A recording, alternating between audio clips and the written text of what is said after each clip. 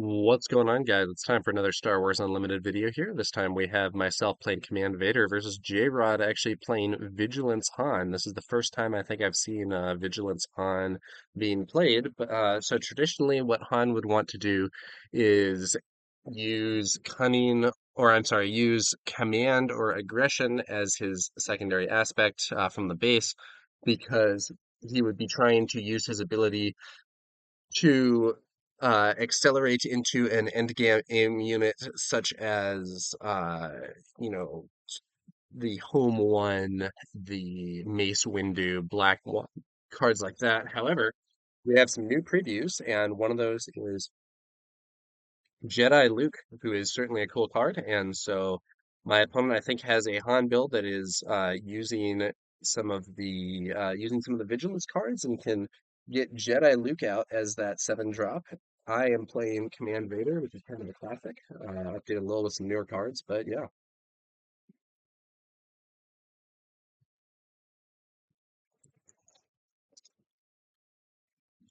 So I have on turn one, my opponent plays a local infringement 2 cost 3/2 that can cause a discard under certain circumstances, though it doesn't come up here. I play a seasoned short trooper. My opponent takes the trade at the start of the turn. I play a fifth brother, 3 cost 2/4, gains raid 1 for each damage on him, +1 power while attacking for each damage on him, and when he attacks, he can deal 1 damage to himself and 1 damage to another ground unit. My opponent uses Han's ability to get a temporary resource, ramps into Kanan, and then uses the security complex base there to put a shield on Kanan as well. I said ramp accelerates into Kanan. The temporary resource does go away at the end of the turn. And security complex there, epic action, give a shield token to a non-leader unit. So fifth brother here could use the on attack ability to ping the shield off, deal 1 damage to himself, and then hit for 3, but that's not enough. However, I play the fallen lightsaber on fifth brother. That's going to give him +3/+3, and he is a force unit, so it also gains on attack, deal 1 damage to each ground unit the defending player controls. That is a very strong combination here. The fifth brother is now a 5/7. And on attack, he can ping off Kanan's shield using the Fallen Lightsaber's ability. He doesn't even have to take any damage himself to do it, and can then actually deal lethal damage to Kanan just with his attack. Sure. So this is hopefully going to get me into a better spot there. My opponent uses Kanan to attack my base here. Mills off a resupply. I do think it might have been better to have Kanan attack the fifth brother there because it would have gotten more value out of the shield than if with the 4 damage from Kanan attacking the first time, if I attack into him, I end up trading. Um, However, my opponent does not opt to do that, just goes for the base instead, which I think is better for me. The Falcon gets played here. 3 cost 3/4 comes into play readied. 1 resource has to be spent to as a kind of an upkeep cost for it at the start of further turns, but I play a recruit and bring out a Tarkin. So I'm going to try and get card draw into more card draw. The reason recruit is in this deck, by the way, is to try and get Super Laser Technician out more reliably in order to ramp harder. But so that I haven't seen any ramp pieces other than the resupply that my opponent milled. So I'm hoping to get something to allow Vader to come out a little sooner. Deploying Vader early is definitely something you really want to be doing. I had been talking earlier about how a Tarkin deck that I was playing, also against jrod in some earlier games, wasn't really that effective. In this situation, I think that Tarkin has the potential to be better in the early game, but Vader really values his ramp. So Tarkin, the leader, deploys on 5 resources, which makes ramping less valuable because ramp is a lot better when you ramp towards an early leader deployment. So if your leader deploys on 5 resources, the only ramp that matters is the first one normally, because most ramp cards are things you play on 3 resources. And then having played one at 3 resources and then resource at the end of the turn, you're at 5. Vader deploying on 7 resources, though, can get more value out of ramp, and it accelerates him towards his endgame.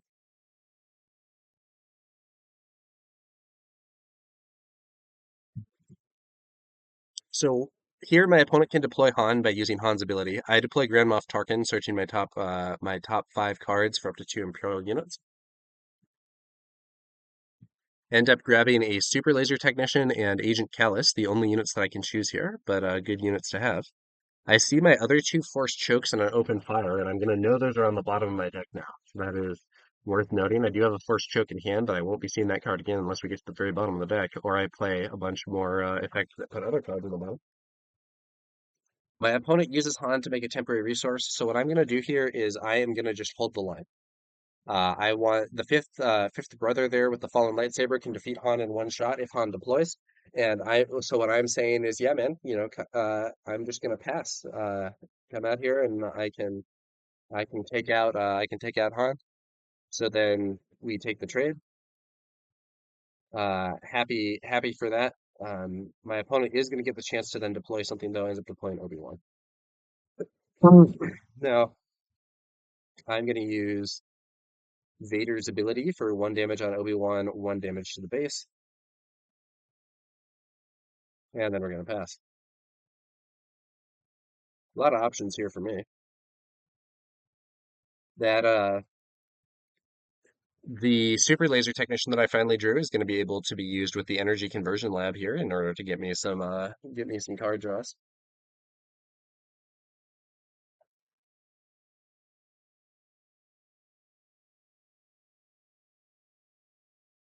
So, or I said some card draws. That is wrong. Not card draws. Some more resources.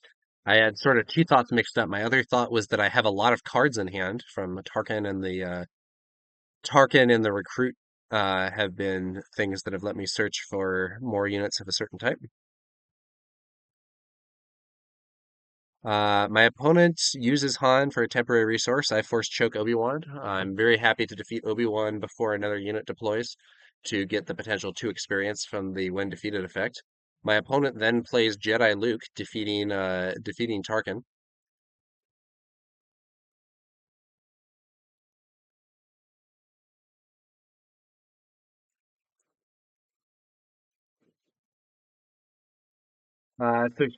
So one thing that I could do is I can ambush Jedi Luke.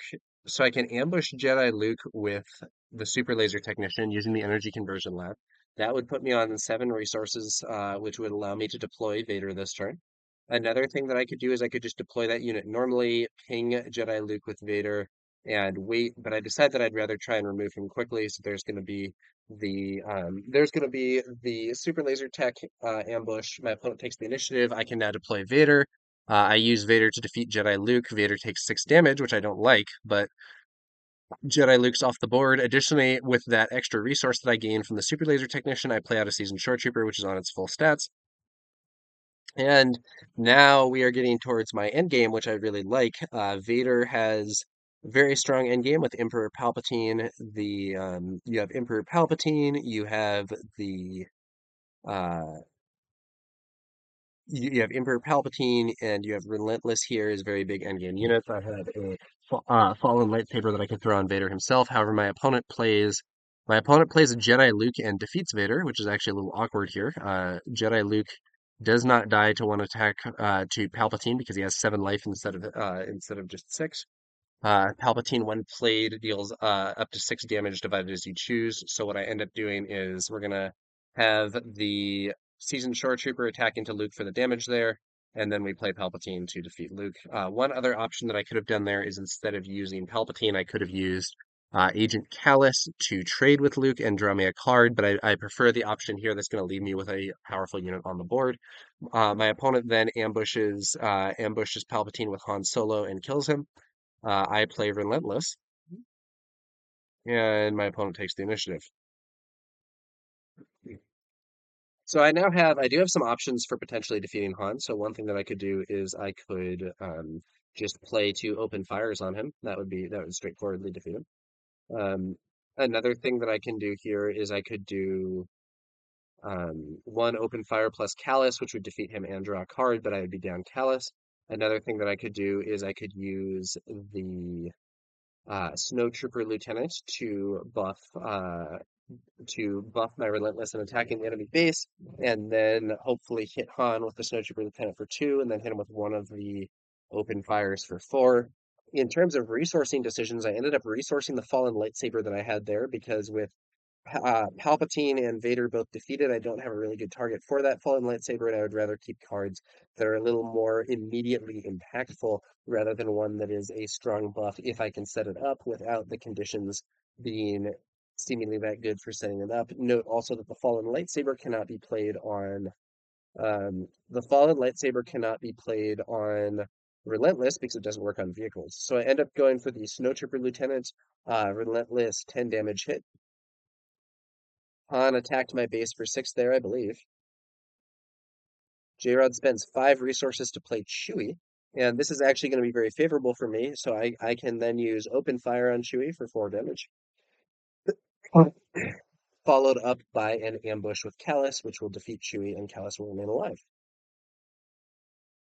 My opponent takes the initiative, and here comes Callus, defeating Chewie and remaining alive, only on 1 life, but he does draw a card, and now my opponent will have to use something to deal with him, even if it's just another attack from Han. I draw a Imperial Interceptor there.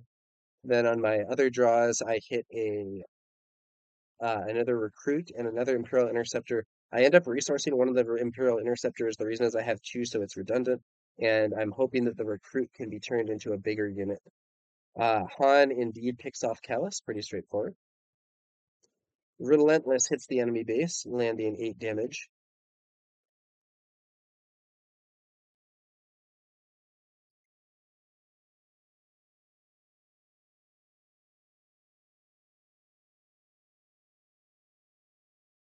Four resources spent there, and a Aztec Liberator gunship ambushes Relentless, dealing 3 damage to it. I play the Recruit, searching for another big unit. Another copy of the Palpatine would be awesome here, or another big ship. But unfortunately, I have 2 Stormtroopers, a TIE LN, and a Super Laser Technician. On the plus side, those cards are going to go to the bottom of the deck, so I won't have to deal with them again. But a basic Stormtrooper is not what I was looking for there with that Recruit. Well, it is what it is. We'll at least play out the Stormtrooper. My opponent plays a Spark of Rebellion, which does nothing, trying to burn through the ability there for Relentless, then plays a takedown to defeat Relentless, but that was very expensive in cards. My opponent has no cards remaining. I have the Seasoned Shore Trooper, or I'm sorry, the Snow Trooper Lieutenant hits the enemy base for 2, and I'm just going to take the initiative. So I could have gone for the Snow Trooper Lieutenant hitting Han, followed up by the Open Fire to clear Han, but I decided the enemy base is so low that I just want to go for the win. So I then have the First Legion, or yeah, the Death Star Stormtrooper then hits the enemy base. I play out a TIE LN to enable Vader's ping, and my opponent just takes the initiative here, and then Vader's ping on Han wins the game because the 1 damage to the base is all that I need. So my opponent had just taken the initiative there in the hopes of drawing something that could deal with both of my units. I'm not actually sure what it would have been in that situation, but in any case, that was a solid win for Vader. I was able to deal with Han efficiently. The 5th brother with Fallen Lightsaber did great, and then ultimately I was able to get that victory with Han not doing all that much and my own endgame units being quite strong. So we're gonna move to game 2. We're doing a little sideboarding here. So I'm trying to bring in the maximum firepowers for this matchup. I want to have some better answers to potentially big stuff or things that are shielded with that ability. I think I have 2 maximum firepowers that I put in from the sideboard, and I think I remove what is it? I remove 2 copies of Recruit, maybe. I wasn't thrilled with Recruit's performance in this game.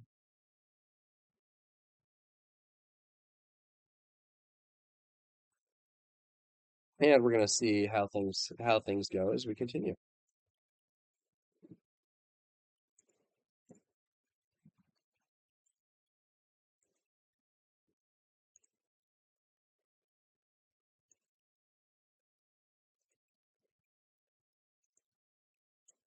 Okay.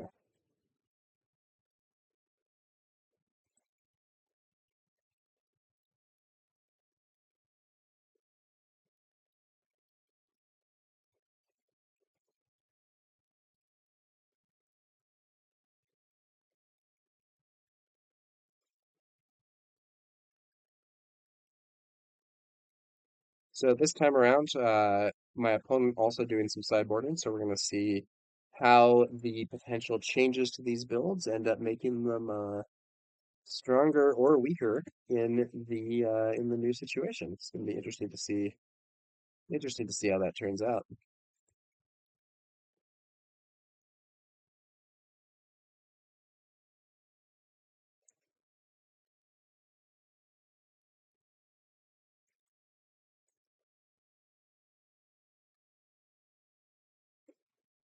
Oh,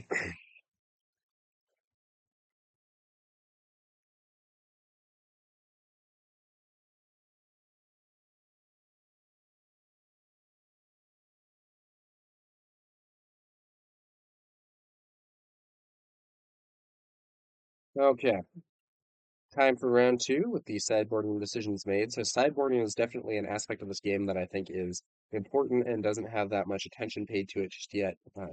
Basically, in addition to your main deck, you're going to have a deck of 10 cards or a sideboard. It's not a deck, a sideboard of 10 cards, which are going to allow you to do some other options. Um, so basically, in between rounds, so we're going to have, I believe, 3 round matches in competitive play, and in a 2 out of 3 in between games 1 and 2 and games 2 and 3, you are going to have the opportunity to go ahead and you're going to have the opportunity to go ahead and put cards that are from your sideboard into your main deck, substitute out cards that already exist, stuff like that. And that's a situation where you're going to that is a situation where you're going to have the opportunity to adapt to what your opponent is doing. And so, maybe you have a aggressive deck and your opponent has a deck where they are really focused on the late game. So that would be really favorable for you normally, but maybe that means that the opponent is going to now have the opportunity to sideboard in some things to try and slow you down, maybe in a better position. Maybe they remove some of their big late game cards and play some more things to slow down an early aggro play. So that's a opportunity there for sure. So here we have round two. Let's see how this one goes. So it's going to be a restored arc leading off the charge. And 2 cost 2/3 with restore 1, a very classic unit. And I have a simple Death Star Stormtrooper, 1 cost 3/1 vanilla. But playing a 1 cost unit with Vader does allow me to spend 1 to use Vader's ability, dealing 1 damage to the restored arc. Let's see how this continues.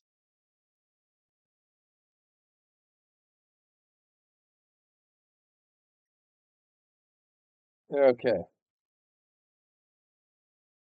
so at this point, uh, my opponent attacks with the restored arc. I attack with my Death Star Stormtrooper.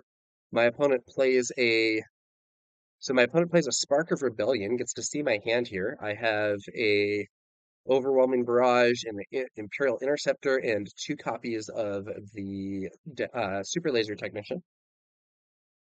And let's see how this goes.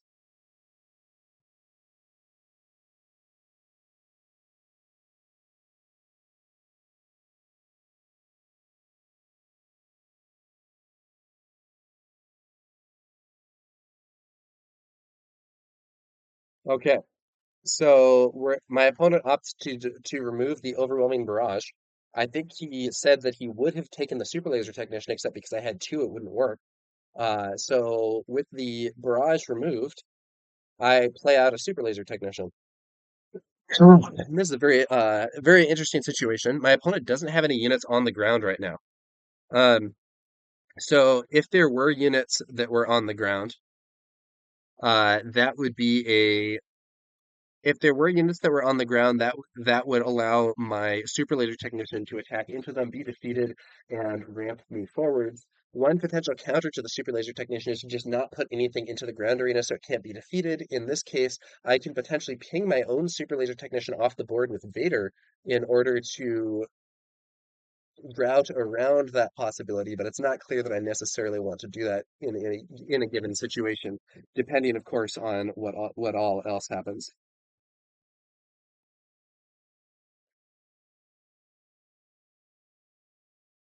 Okay, so now we're going to see now we are going to see an interesting turn here. Now I will point out that the opponent has some knowledge of my hand. So the Super Laser Technician in hand and the Imperial Interceptor in hand are both cards that are going to be uh, known to my opponent. He doesn't know that I have this other overwhelming barrage. So here we actually see the j- uh, the security complex base being used to shield the restored arc. My opponent knew that I had the interceptor, so was counterplaying it there. I attack the enemy base with my basic Stormtrooper, and my opponent then plays another Spark of Rebellion, seeing the second Super Laser Technician, the Imperial Interceptor, and a second copy of Overwhelming Barrage that I have in hand. This time opting, I believe, this time opting to remove the Interceptor to keep that restored arc in a safer position. I end up deploying my second Super Laser Technician, and this will also leave me with a resource that I can use to ping the shield off of the arc. My opponent did attack with the arc for 2 and heal 1, but the arc's repair and damage to my base is being outpaced by my Super Laser Technicians and my Death Star Trooper. Um, and yeah, we'll see how this continues. I put a um fallen lightsaber on my Death Star Trooper because he can now hit for 6 and defeat Han in one shot if Han deploys this turn. Um, but my opponent spends 5 for a vanquish, defeating the trooper and the lightsaber. So I'm left with I can ping the arc again, and I do, but Vader can deploy this turn, but only if my opponent deploys a ground unit. And my opponent, I believe, actually takes the initiative here. So I'm just going to take the opportunity to push more damage with the super laser text to the base.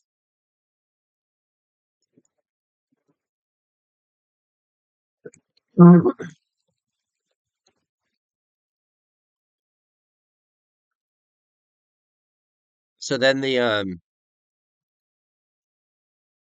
we end up with we end up in a situation where the restored arc can attack my base repairing 1, but the Death Star or the super laser technician continues to attack.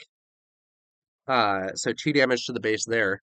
My opponent can deploy Han this turn, but I actually have an interesting counter available with a ATST that I can ambush in using my energy conversion lab.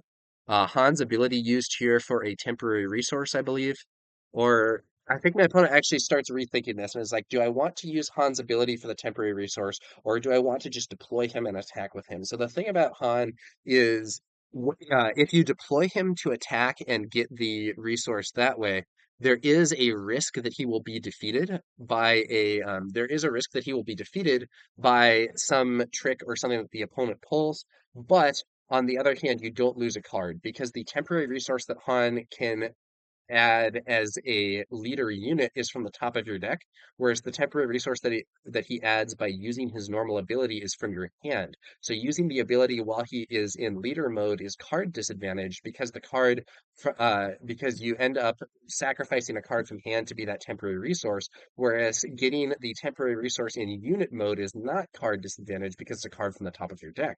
So Given that, I think my opponent is maybe thinking, maybe I like these, maybe he likes these cards in hand, maybe he just doesn't want to get rid of them, ends up deciding that he's going to try and deploy Han instead and get the extra resource to go up to 7 using an attack rather than using his ability. So I could have the Super Laser Technician attack into Han, which would allow me to deploy Vader, but I decide that I'm going to instead ambush with the Energy Conversion Lab. I erroneously put the epic action counter on Vader instead of on the lab, but the ATST that I ambush in is strength 6 and able to defeat Han in one go, which means that now, because defeated leaders go back to base exhausted, my opponent's not going to have the chance to get that extra resource. So whatever 7 cost unit we might have seen, whether that be Jedi Luke or a Han Solo the unit, neither of those are going to have a chance to be deployed. Instead, my opponent plays a takedown, defeating the wounded ATST.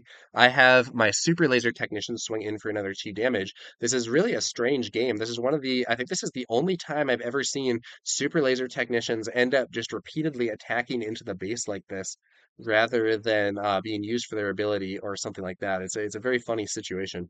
So the Restored Arc continuing to get some good value. Hits the base for another 2 damage and repairs 1 from my opponent's base. I'm going to deploy Vader. Correct. If one of my super laser technicians actually dies this turn, I'll have the ability to deploy Emperor Palpatine, which could be quite relevant. My opponent, of course, still has whatever big stuff might be available. Actually uses Han's ability there for another resource, going up to 8. I have Vader attacking the enemy base and use his on attack ability to finally deal with that restored arc that's been troubling me all game. Let's see what happens next.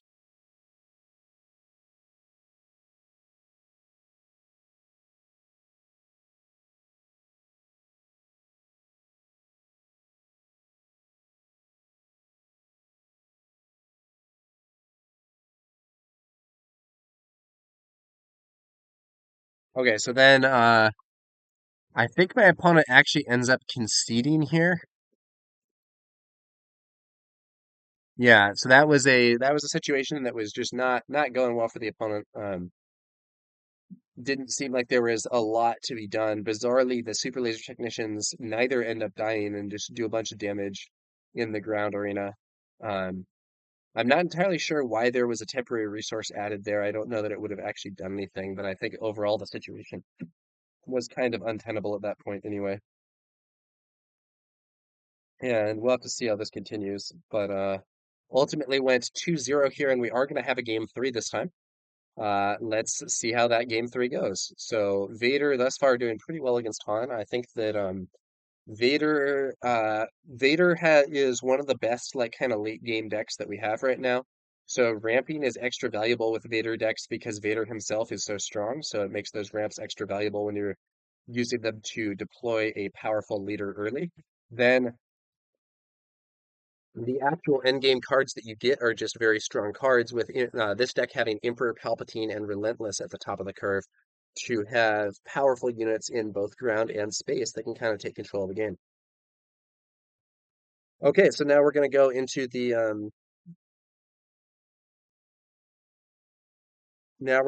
this next turn,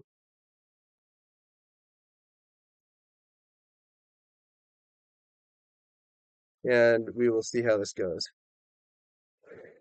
Sure.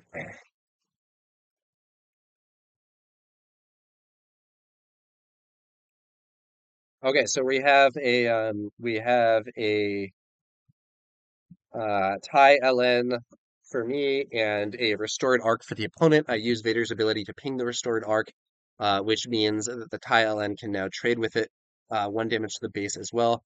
So my opponent has the initiative here, and I believe ends up deciding instead of attacking the tie, he'll attack the base. That will deal 2 damage to my base and repair the 1 damage from his base. He knows that I'll probably take the trade myself, which I do.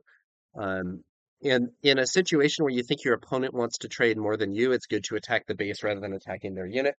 Um, in this situation, my opponent, I think, was happy to do that because if we just go on trading past each other, my opponent gets the advantage because his restored arc restores 1 damage to the base with each attack, whereas my tie just does 2 damage with each attack. Um, and doesn't have that bonus restore on top. Arguably, though, it might have been good for me to not take the trade and try to remove the restored arc with this interceptor this turn. So I have a super laser technician, and my opponent has Yoda. I have my plan here is to try and attack with the super laser technician and then play Agent Callus this turn, which is a very efficient play. However, my opponent hits me with a Spark of Rebellion, getting to see my hand. So I have an Imperial Interceptor, a I have Imperial Interceptor, um, Agent Callus, Emperor Palpatine, and a Fallen Lightsaber. Those are good cards to have, but my opponent ends up removing my Agent Callus. I trade the Super Laser Technician into Yoda. I actually think this might have been an error. I think under the circumstances, it might have been a good idea to give my Super Laser Technician the Fallen Lightsaber so that he could defeat Yoda in one shot and remain alive. Because I don't have anything else that's very valuable for me to play. My opponent attacks with Yoda for 2. I decide that I'm going to play out my Interceptor just to have a unit on the board. I don't want to just like not spend anything this turn. My opponent unfortunately then has another restored arc, so it would have been much more beneficial for me to hold the interceptor, and then to make matters worse, uses the security complex to shield that restored arc, so it will now actually trade favorably with my interceptor. Very unfortunate situation for me. To make matters worse, I don't draw anything that is going to be good this turn. So end up resourcing that forced choke. So this turn, I have my interceptor hit the enemy base for 3. Not that it's going to stick because my opponent has a lot of restore. The restored arc takes down my interceptor. I play a tie. My opponent can then attack my base with Yoda, completing the repairs. I am going to be able to ping the restored arc with Vader's ability. Enemy base now fully repaired thanks to the restore from Yoda and that arc. I ping Vader with the ability for 1 damage there and 1 damage to the enemy base.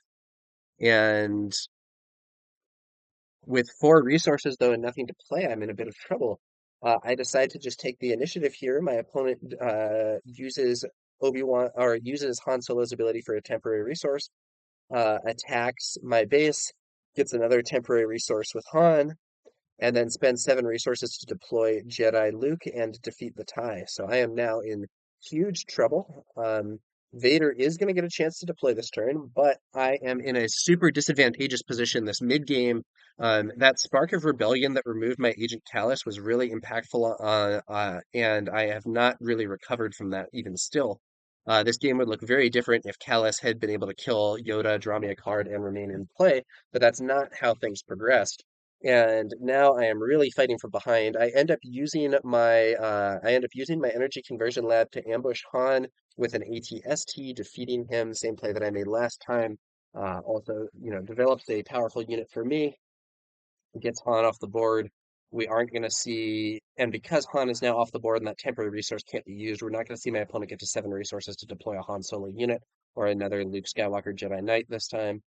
Um, so that's pretty favorable for me. But we'll have to see how this continues. I still think I'm kind of in trouble here.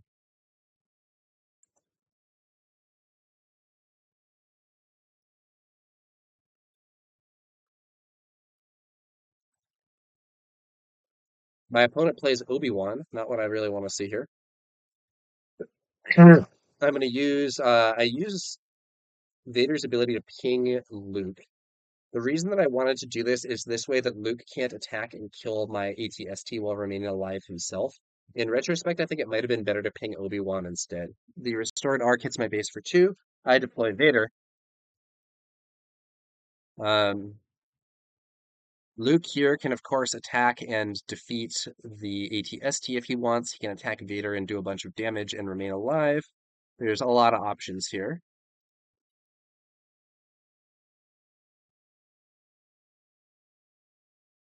But the best option is probably to just put the pressure on my base here. He can do 8 damage to the base with Jedi Luke and Yoda. He also, his huge amount of restore here has brought him back to full life on base again. Um, he has 6 restore on the table. So Obi-Wan could attack, but Vader could attack, but the only thing he could attack is Obi-Wan. He could defeat Obi-Wan using his ability on Obi-Wan as well as his attack damage. But my opponent could then give 2 experience to Jedi Luke, draw a card, and have Jedi Luke either hit the base for 8 or even attack and defeat Vader in one shot. So I end up deciding to just take the initiative here. In retrospect, I think I rather would have pushed the damage to Obi-Wan. I think I need to just try and I think I need to try and take the board as quickly as possible. And if my opponent does end up using Jedi Luke to attack Vader, it's probably actually favorable for me. So I'm going to lead off with an overwhelming barrage on my ATST. That's going to inflict 8 damage there. So I use 6 of that damage to defeat Jedi Luke, and I have another 2 damage that I can use. I end up deciding that I'm going to use that 2 damage to clear out Yoda, and the reason that I want to deal with Yoda instead of the restored arc is because Yoda is a force unit. So if Obi-Wan is defeated while Yoda is in play, Obi-Wan can give Yoda the 2 experience. And because Yoda is a force unit, Yoda would then draw a card.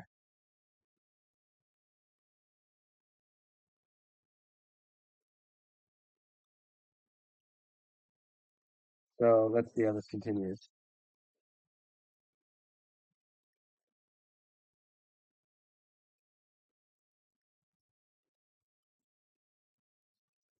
So,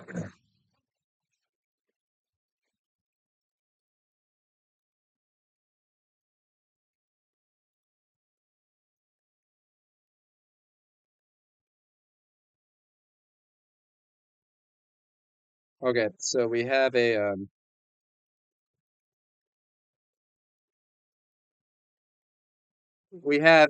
interesting situation here. My opponent can attack the base with Obi-Wan or can attack the base with the restored arc. Um, if he has a shoot first or surprise strike, he just wins the game immediately. But it looks like he doesn't have that. Ends up playing it binds all things to remove the damage from the restored arc and transfer it to one of my units. Um, the advantage of doing this is it then means that the restored arc can no longer be defeated by Vader using his on attack ability. Vader takes 1 damage there. Um, I'm going to use my I use the buffed ATST to clear out Obi-Wan. Obi-Wan himself being defeated. So the ATST shouldn't actually be defeated here until next turn, but I just remove it immediately. Um, a little damage gets into the enemy base via Overwhelm. The ship attacks and puts me at 1 life. I take the initiative in the hope of clearing it with Palpatine, but my opponent deploys the Falcon, and that's game. So ultimately, won the first 2, but was not able to take the third game. I think the mid game just sort of collapsed for me after my opponent used that Spark of Rebellion to remove the Callus that I was going to play to take out Yoda.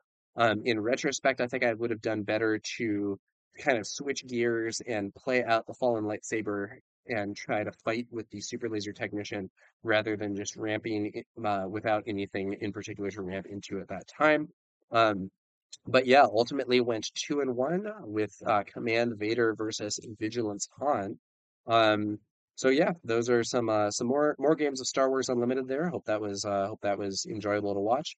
I think the new Jedi Luke is really strong. I'm not actually sure that he's worth putting into a Han build though, because I do think that Han Solo, the unit, does a very similar role and is like fits in more naturally. So I think I might still prefer a Han build that a command Han with home 1 or an aggression Han with Mace Windu and black 1. I think maybe fit more into what I am excited about rather than the Vigilance Han. But Vigilance Han definitely does have a nice large unit option with Luke Skywalker Jedi Knight. So I think there are definitely some options opening up. All right, that's going to do it for this one, guys. Thanks to you all for watching. We'll be back later with some more Star Wars Unlimited content. I will catch you guys later.